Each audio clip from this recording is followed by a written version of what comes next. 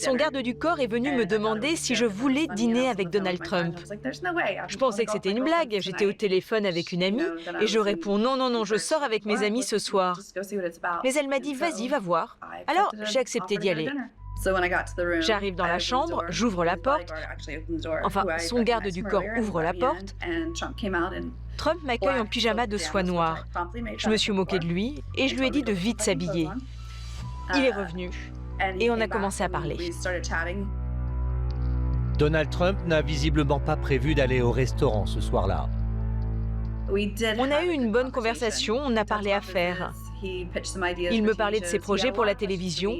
Il avait beaucoup de questions pour moi en vérité, sur l'industrie du X, des questions précises sur les payes, les syndicats, comment se passe une journée sur un plateau. Mais quand Stormy Daniels décide d'aller se remaquiller dans la salle de bain, elle n'imagine pas une seconde la suite des événements. Quand je reviens, je suis choquée de le retrouver étendu sur le lit, en sous-vêtements.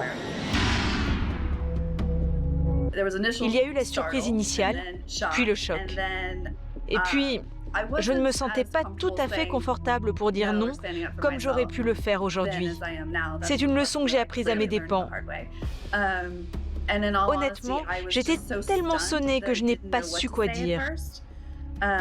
Et je me suis refait toute la soirée dans ma tête pour savoir si j'avais pu lui faire croire quelque chose. Est-ce que j'ai dit quelque chose? Est-ce que j'ai fait quelque chose? Il n'y avait rien. Ma seule erreur est d'avoir eu trop peur de dire non. J'étais persuadée que c'était de ma faute s'il tentait quelque chose. Je me suis figée, puis c'est le trou noir. Un trou noir qu'elle n'a jamais raconté, jusqu'à aujourd'hui.